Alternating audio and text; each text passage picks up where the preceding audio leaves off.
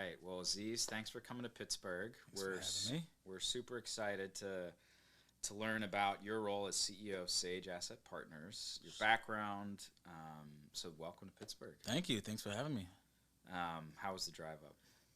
It's a beautiful day, so it was a pretty easy drive. Um, I didn't realize how much in the mountains. Like you have to go up and over the mountains to. Yeah, Yeah, it's pretty nice views. yeah, that the Appalachian Mountain Range. Now you're in the valley. You're in Pittsburgh here. Got it. So we're interviewing kind of folks from the real estate industry that we're thinking are doing some really innovative things that are bringing more people into real estate. Innovative technologies that are basically affecting or advancing construction, design, development. So we were really excited to have you here. So first, I'd like to get a quick understanding of your background. Sure. How did you get started into real estate? Okay. What was your entry point? My entry point was sophomore year, UMBC, buying a property in Baltimore City. Lost all my money. Loved the process, but I lost all my money. Yeah. Yeah, that was my entry point. So you were a sophomore in college. I was. And what made you want to buy a property? Oh man! So I at the time I was working as a software engineer for T. Rowe Price. Well, I started as a software engineer, then they moved me over to be a business analyst because they saw that I was interested in business. So I was doing that. So I was going to school full time. At the time, I was actually also my cousin and I had a dealer's license, car dealer's license. So we would come to Manheim, Pennsylvania, buy cars from the dealer's auction. This is when like eBay was really big. Bring them back down, get them clean, get them inspected, put them on eBay.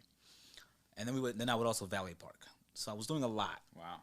And I was like, I can't keep this like schedule. Yeah. So let me figure out what I want to do. And this was 2008. So I said, like, real estate's the way to go. Okay. Pre the crash. Got it. So that was it. Yeah. So you buy your first property. Yeah. You start learning about real estate. You said you learned some lessons on that first property. Yeah. What do you remember about, what did you learn from that? I know it sounds like it was a challenging kind of learning curve, but what do you remember from that? The thing I remember the most was due diligence. So I bought a property thinking I would be able to do like minor repairs. It ended up being a shell. And so I learned, you actually really have to inspect properties before you buy them. Right. Yeah, it was horrible. Yeah. It was horrible. But yeah, that was the number one lesson I learned was due diligence. Okay. And I think I also learned, in real estate, for the most part, you make your money when you buy the asset. Whatever you do after that either amplifies that value or diminishes it. But if you buy it wrong, 9 times out of 10, you're up a creek. Right. But yeah, so those are 2 lessons from that. Okay. So you're kind of working in software engineering, and Yes. it sounds like, a lot of entrepreneurial ventures Yes. as well. Yes. So you're just, you're learning a lot of new stuff quickly and kind of learning to adapt, I guess, right? Absolutely. When you're doing that. So you have your first deal. It doesn't Yeah. go as Doesn't well as go- you want. yep. So how did you adapt, and how did you enter into kind of the more experienced development space? First deal goes bad. Love the process. Buy another one.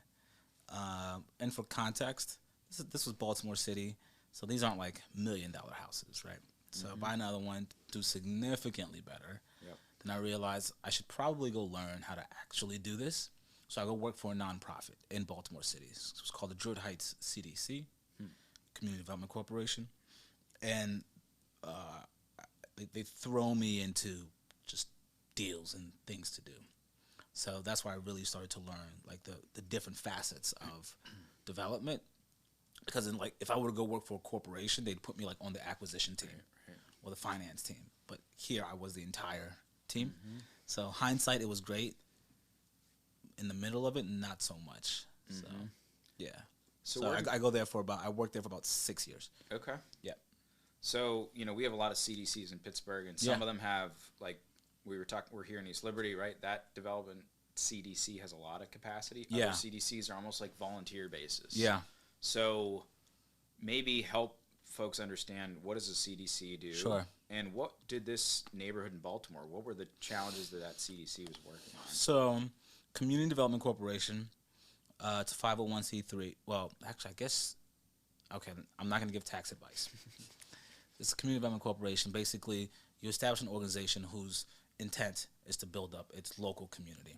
Okay, the Druid Heights at the time, there's a lot of capacity. There's no capacity. This was kind of right in the middle in terms of what they could do, and the focus was really to rebuild the community from a home ownership perspective, and then do community beautification, streetscaping type stuff. So those were the two kind of charges from a development standpoint. Yeah. CDCs often have a development arm and then a social services arm, right? And so from the social services standpoint, there's like a whole laundry list of things that they did. One of which was helping folks re-entering society, having been incarcerated. We would hire them and they would be on the cleanup crews or the demo crews or whatever the case may be. So, yeah. Got it. So how many people worked at the CDC? In terms of CDCs, it was fairly large. I think it was like 50 people. Oh, wow. Yeah. By CDC standards, that's pretty large. So you said that kind of in transition, this organization, it wasn't the small one that was just getting started. From CDCs, it sounds I guess that's some. Yeah, so let me add some context. 50 total, including services folks and the people reentering the workforce. The development team, which was included myself, one other. So there was 3 people on the actual development team. Yeah. Okay. Yeah. So what types of projects were you taking on as part of the development team? Yeah, so I did some small commercial projects, 5 units, 10, 12 units. I did some scaled scatter site, so 25, 30 in a particular neighborhood. I didn't really do many beautification. Well, I guess that's not development, but I didn't do like any like infrastructure type stuff. So yeah, it was just kind of those two ends. Okay. Yeah. Mostly gut rehabs, similar to Pittsburgh. Baltimore's housing typology is masonry structures, wood interiors, masonry exteriors, wood interiors. So a lot of gut rehabs. Yeah. So that's pretty much what I did for the most part. So that 6 years you spent there, were you still doing some of these entrepreneurial real estate on the side? Okay. Yeah. So once I started working there, I stopped everything else, including software engineering, and just worked there full time. Went to school and worked there full time. Okay. Yeah. So after you kind of finish working at the CDC, what was going through your mind? Yeah. I'm 25 at this point, so I figured I'm gonna start my own development company, right? Oh God, if only I knew. So I had a few deals I'd been working on, commercial deals. So I was just trying to get those deals done. Yeah. 2-3 years went by and they weren't done, which is probably normal for commercial deals. But I wasn't ready for that, right? If you're gonna do commercial development, you really have to make sure your finances are in order. I always tell people you need almost 4 buckets of money. You need money for your payroll, for yourself and for your team. You need money to chase opportunities, pre-development dollars. Yep. You need money that you have sitting on a balance sheet so you can guarantee loans, which most people don't know about that. And then you need that extra slush just in case. Yep. So if you don't really have those 4 kind of buckets to a healthy degree, if you're doing commercial work, it becomes very challenging to do it full time. Right. So I didn't have that. I also didn't know that. Yeah. So I did that for 2 to 3 years, and then I ran out of money. I was like, oh man, I got to pivot. I speak Spanish fluently. That's a separate podcast, separate story. But so I started doing construction management, and I had contacts. Huh. Weirdly enough, I just started doing a lot of like hospitality work. Can't tell you why. Can tell you I didn't like it. So I did that for about 2 years. And then I started doing some consulting work, advisory work, right? I had my humble pie. You're not ready for prime time. Okay, cool. Let's get some money. I got married. No, I wasn't married. I had a serious girlfriend. Started having kids. So I was still doing consulting work. And then that was working out well. And then I partnered with a group that was trying to expand into affordable housing. They did have this. So I had my lessons at this point. So I structured that deal in a way that allowed me to live. And it made sense. I got some of the upside. My downside was capped. I knew what the minimum was that I was going to live off of and provide for my family. So I did that for another 2 years, and then the pandemic comes, and then everything goes to hell in a handbasket. So wow. So it sounds like, you've had experience in multiple different parts of development from CDC's perspective. So kind of like, let's call it a nonprofit angle. So all the funding sources that they, when we're talking about new market tax credits today, I've used every one of those. I call it acronym funding. If there's an acronym for it, I've probably used it, or I've gone pretty far down the road in understanding how it works. That's purely coming from the CDC background. Yep. So you kind of see that angle into neighborhood development, from kind of like a bottom-up, let's call it bottom-up perspective, and then you as an entrepreneur and a developer trying to, chase deals. I like that idea of those 4 buckets, right? Payroll, you said pre-dev, and then balance sheet, and then life when shit goes wrong. Exactly. That's great. I think those are great. If you don't have those, I think that's the one thing most people don't truly grasp. Right? There's 2 things in my experience people don't grasp. Well, let me not speak for people. I'll speak for myself. Those 4 buckets and the implications of guarantees and what happens when guarantees go bad. And how real shit can really get when guarantees go bad. So, it's really important that people understand that. I think developers, they're just used to, it's almost like a given. It's like, oh, we'll have to sign a guarantee because that's what the bank wants. And at least, the people we've spoken to or worked with, they have this high degree of risk tolerance. But like you said, that's a real, that's a real thing. That's a real thing. We've had some dark days, my friend. So, so all of that knowledge that you're learning, right? Like the hard way. That's the only way really to learn. Correct. Especially real estate. Is now in your head. Yes. And the pandemic hits. Yes. And you're saying, okay, I want to help other people have access to this knowledge basis. And that's kind of how Sage was born? Correct. So pandemic hits, and I have a couple epiphanies, right? One of which is that while I had that partnership with that group, I was no longer comfortable putting my not my faith, but putting my well-being, my livelihood in the hands of somebody else. Right. Like I needed something I could control. Okay. And so go back to the drawing board. And so yes, that's really what starts Sage. And then I think to myself, okay, what can I do? This is right around the time of the George Floyd stuff, and as unfortunate as that is, that put a lot of attention on equity and equality, and there's a lot of people that want to help. So I say, all right, well, I have a good amount of real estate knowledge. Let's assume that the financing is out there, but how do I replicate what I know as a developer and to scale?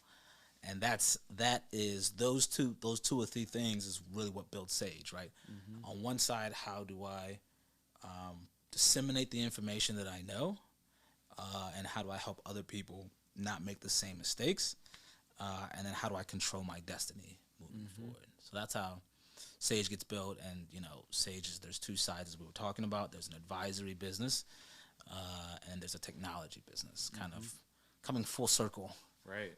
So as a software engineer, and you're kind of the real estate side. Yeah. So what types of clients or customers are the right fit for Sage? It's really interesting. I think the first type of client is one that I like. I think one of the things that I've learned is that all money isn't good money. All clients aren't good clients. If you're like super neurotic, super pain in the assy, I'm just not going to deal with you. But people that are mission driven, non-vice businesses. I mean, if you call me to help you build the jail, I'm not going to do it. Right. But once you start getting to what I call like the normal people, it's usually people that have some constraint, either they're personnel constrained or experience constrained or limited rather. So like our client base, it's really been interesting. If you add the advisory and the technology side, it's all over the map, right? Obviously some nonprofits, and even within the nonprofit spectrum, it's big nonprofits and small nonprofits, right? From multi-billion-dollar nonprofits to can you bill us next year's type nonprofits. Some government agencies at the state and federal levels, private developers. Hopefully we're going to get a modular home builder as one of our clients. Yeah. We call them partners, actually. Okay.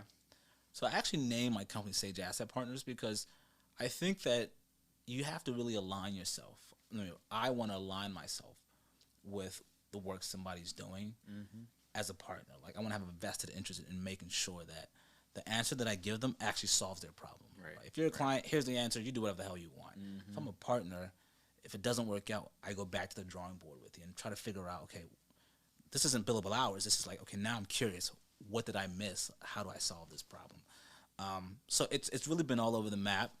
Long answer to your short question. Yeah, no, that's interesting. So a mix of different clients. Yeah.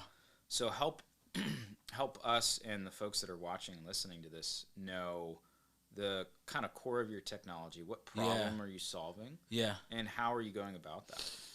Yeah, so the problem that we're solving, the core of the problem that we're solving is the misalignment of all the important elements of real estate. Misalignment of expectations, misalignment of timing, misalignment of documents flowing through, going through. We're solving the human capital constraint. I mean, there aren't a lot of people that have real estate development backgrounds just in the arc of the world, right? So people are you're resource constrained that way. Yep. So we're solving all those with technology, and basically the way we do it is we have some proprietary applications that we've built, and so I looked at the real estate ecosystem from a software standpoint, said what's missing, because I have experience with every aspect of the development process. There's more than enough accounting software, so I don't need to build accounting software, but there are other components that are missing, to bring the industry as a whole into the 21st century, from start to finish. Okay. So I like what you said about you get to pick your clients, right? Yeah. And that's I think really important, because when guarantees are on the line and there's budgets that are beyond what any person has in their own pocketbook. Yeah, it can get dicey, and you want to be with partners, people who are motivated to work together than to see themselves as adversarial, right? Yeah. And I think I spent a little bit of time in Biloxi, Mississippi. I worked for an architecture firm down there. Okay. They started doing a lot of rebuilding work after Katrina. Got it. Okay. But they talked about partnerships a lot to make this work possible, and I didn't really fully. I was just straight out of college at the time, so I didn't really understand the idea of why partnerships matter for tackling a problem like rebuilding after Katrina. Yeah. But now fast forward, years later, I understand that there's a whole, the problem of building new housing or affordable housing is so multifaceted. There's so much, those 4 buckets of money, right? They're covering different parts of a project. And you've got design, engineering, civil. There's so many sub-consultants. So I like what you said about, being able to pick your clients and pick the groups that you work with, because that's so important. And not to mention the simple fact that, when you're real estate by default takes a long time relative to other things. It's not like we just go make T-shirts. Right, we wake up in the morning, make T-shirt, and then our partnership is over. No, we're in this for months, if not years at a time, right? Months on the short end, years on the long end. So it's really important that I feel aligned with the client and what they're trying to accomplish, and what my participation in their business allows them to do, and how that moves a certain agenda forward. Yeah. So. Yeah, you're right. It can be 3 years for a development project. Very Just easily. From the day you find the piece of land to the day that you're, handing keys over to folks, and so very, it's very a long easily. time to be involved. And commercial is in commercial development, you're doing 2 to 3 years of just design and entitlement. And then you're doing another, 18, 24, 36 months of construction. And then you're doing another 12 to 24 months of lease up. Then you got to manage the asset. And then if it's a truly, truly commercial, you might have to sell the asset. I mean, it's a 10-year horizon from day one to the disposition of the asset and distribution of any cash flows. A lot can happen in 10 years, right? A lot of life can happen. A lot of life can happen. That's very, very important to me and my team.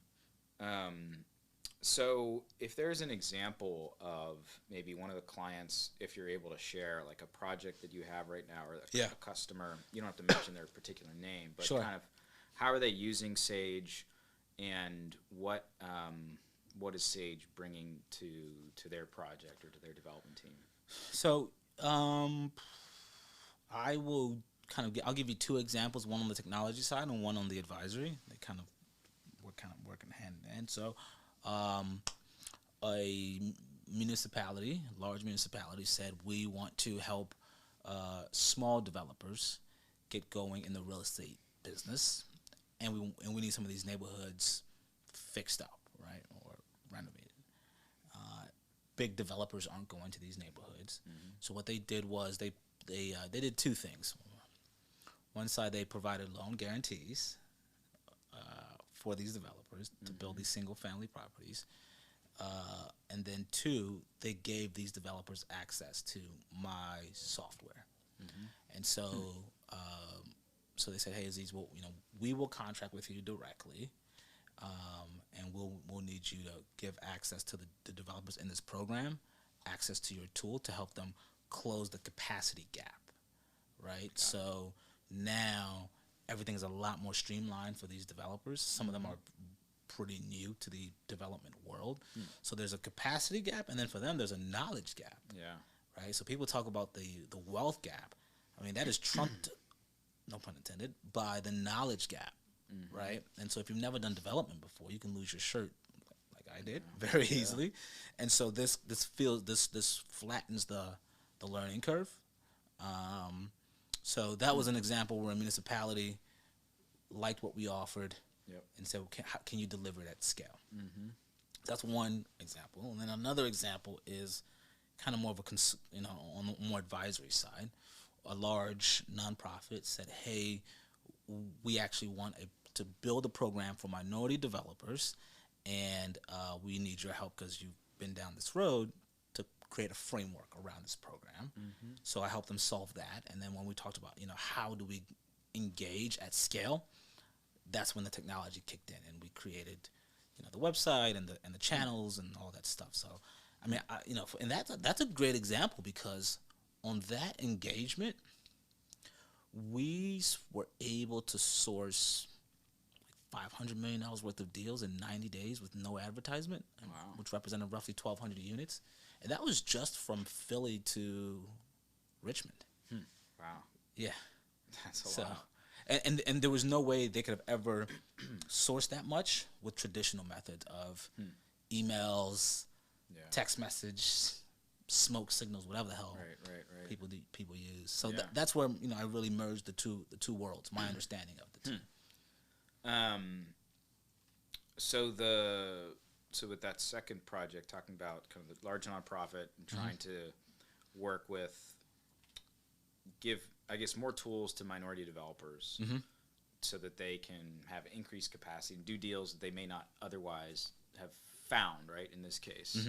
What do you think, as someone who is a minority developer in the United States, what do you think the barriers are compared to someone who's not a minority developer? Like, help. I want to understand that. Yeah, it's funny. I was just having this conversation yesterday. I think there are a couple large barriers. One of which is the safety net. Like, what happens if this doesn't work? Do I have enough savings? Do I have enough family wealth? Do I have enough good enough support system? What happens if that guarantee goes bad and I lose my house? I mean, like, there's all these things, right? So the safety net is part of it.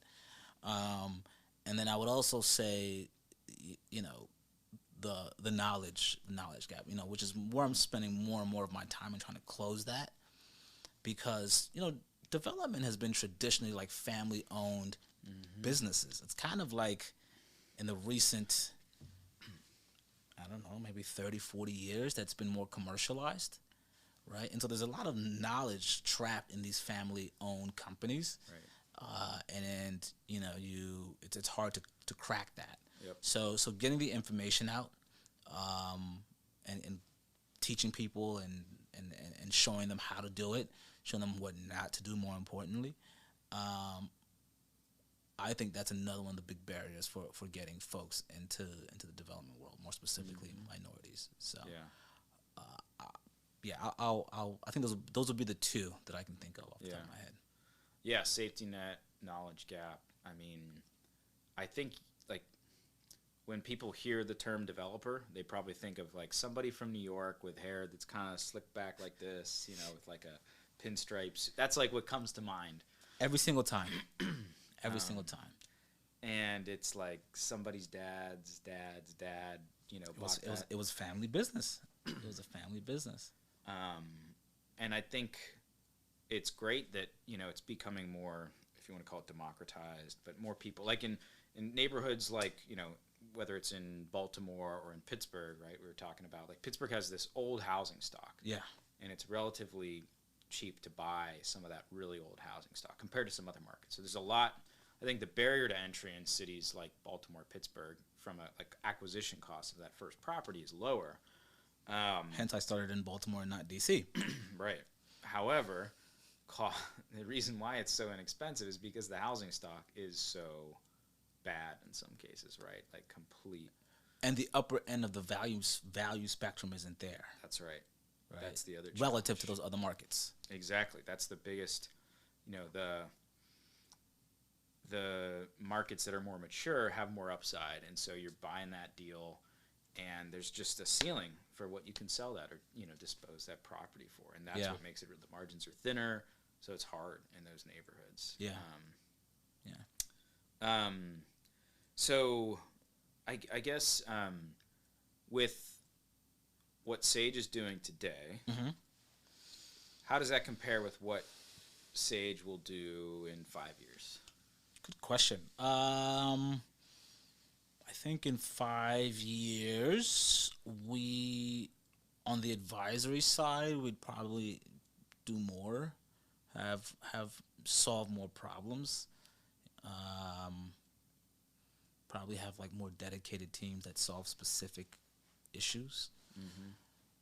On the technology side, 5 years will be start to be the industry standard of a tool. Like, hey, you have a deal? Okay, cool. Send me your Sage Terminal link, and that'll give everybody everything they need to know based on who they are. So if you're an architect, you'll get everything you need to know. If you're the contractor, so on and so forth. That'll be common vernacular in the industry. So just send me your terminal link, and I'll get caught up to speed. Your attorney, your lender, so on and so forth. So that's what I'm shooting for. It may not be 5 years, but shouldn't be too much after that. Yeah.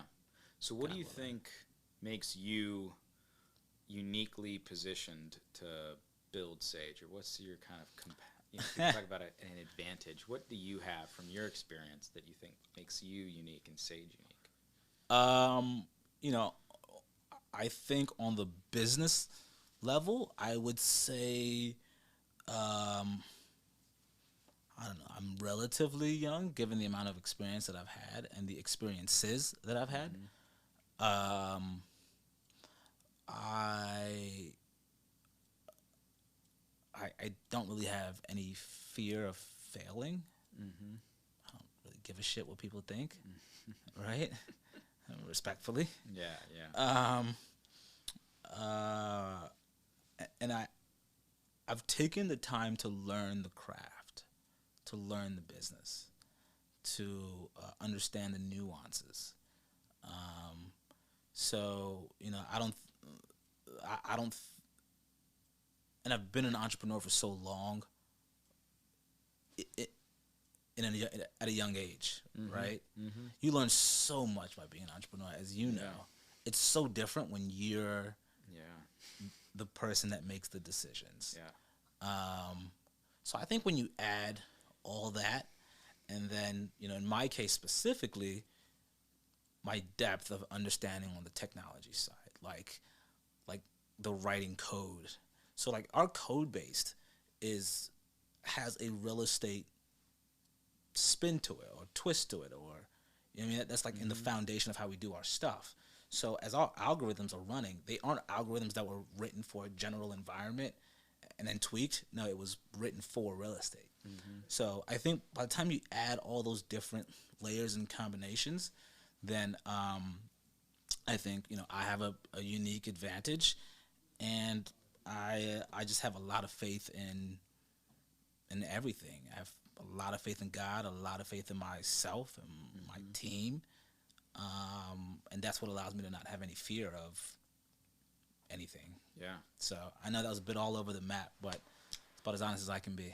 Yeah, I mean, running your own business and being part of those different ventures, you learn the hard way, and I think it is like, we were talking about when the pandemic hit, how that affected the real estate market, and it's. I think I learned from running my own startup that you assume that everybody has this thing figured out, but then you start calling other business owners, and they're like, "You're right. I don't think they do." You are 100, and it's so funny. You're 100% right. And now that I'm in the advisory space, I get to look behind the curtain of a good amount of organizations, big and small. And honestly, if I told you some stories, you wouldn't know if that was the big organization that had that screw up or the small organization that had that screw up. Yeah. I would never tell you, but that shows you there are very few organizations that when you look behind the curtain, it's actually looks as good on the inside as it does on the outside. But they have so much inertia already going that they can make up for it in different ways. Yeah. But yes, you're 100% right. Nobody has this shit figured out. And if they think they do, just wait till you have a pandemic, and then you'll find out that you actually don't have it figured out. Right. At best, you have the best guardrails up. Yeah. At best. But yeah, that's definitely a very good point. Yeah, I think it's like, you have so many sub-consultants that are each experts in their own domain on a project. Yep. But then when push comes to shove, somebody has to make a call. And it's like, oftentimes, I see, in my experience, I see that's when consultants kind of recede into their chair. Well, I'm specifically talking about the architecture side, not the structural engineering side, right? Yeah. So I think that's where the rubber meets the road, right? And that's where like a developer has to have the ability to make a call, and it may not be the right call, but to make a decision in a timely manner, because then time is money, and time to lease up, time to get permits. So I don't know. I think that's an interesting. I think that it's after a certain point, it becomes a risk element for them, right? Like they wrote in an email on this date that this structure was fine. Yep. Well, now they're liable for whatever the structure will happen, the structural failing. Yeah. Well, I'm not the engineer, but you wrote it. You're the architect. You sign off on all the draw requests. Yeah. So yeah, people definitely. There has to be, and people often asked me as a developer, what do you do? Mm-hmm. And I was like, the best analogy I can give you is you have a bicycle that has spokes, and there's a central hub in the middle that all the spokes lead to, and that hub has to spin everything in the same direction at the same time. That's what the developer is. Mm-hmm. Because, like you mentioned, somebody has to make a final decision, and a lot of times the service providers don't want to be the one to do it. Yeah. Rightfully so, I guess. Mm-hmm. Yeah, that's why they're, I guess, service providers. Correct. At risk. And not developers. So what do you think, if you had one thing that you'd like to see in the real estate industry that doesn't exist today, or that's not the way you think things should be done, what would that be about the real estate industry? What would you like to see change about it? Oof. That's a whole other podcast. I think what really kills me, and that's what I'm trying to solve, is the inefficiencies. It just drives me crazy. Like, it takes so long to do the most basic of things. Mm-hmm. I can't figure out why. Like, more complicated things have been figured out. Yeah. Like, I mean, as smart as I think I am, and as you might be, we're not building rockets. Right. This is pretty, like, in the spectrum, in the arc of, like, difficulty, this is not that difficult, right? Yep. So I don't understand why it's so inefficient, why things take so long. It's mind-boggling to me. Yeah. So I want to see, on one side, I'd want to see a lot of the inefficiencies eliminated. Mm-hmm. On the other side, I obviously I'm biased. I want to see more minorities working in neighborhoods that they actually care about, right? And that might be the neighborhood they grew up in, or one that they can identify with. Yeah. But I think that you have to have. I want to see more minorities working, and not just in neighborhoods that they grew up in, but having opportunities in neighborhoods that they didn't grow up in, but are equally qualified to execute transactions on. Yep. Big and small. Mm-hmm. So those would be the two things that I care about the most. Cool. Yeah, man. So any other things that you'd like to share with Module's audience today, and then how can people find you? I would like to share that I really love what you guys are doing. I had a chance to tour your product today. I am legitimately pleased with just the overall quality. I've built a lot. Okay, maybe a lot is not. Depends who you're comparing me to. I've built more than 1, 2, 3, or 10, right? So I've seen like most of the spectrum, and the quality of the product. To think that it came out of a factory, i.e., the quality can be replicated 9 times out of 10, it's just phenomenal to me. So, I definitely applaud you guys for the work that you're doing. Now, not even talking about the environmental impact that you guys are having, right? So, I want to leave with that. And then, sageassetpartners.com. Find me there. I don't have social media. Somebody else was getting on me that I don't have social media. I don't know what to tell you. Well, that's how you can be selective about who finds you. Maybe. Yeah. Yeah. Great. So, yeah. Thanks for having me. This has been fun. Yeah, Pittsburgh is a great city. What I've seen so far. Looking forward to doing some stuff with Module. Great. Well, thanks, Aziz. Thanks for coming on, and please do check out Aziz's Sage Asset Partners. Go to the website. We'll put some links when we send it through our social media. How about that? Cool. That works for me. See, I don't need it because everybody else has it. That's right. We'll do that for you. Thank you so much, man. Pleasure. All right.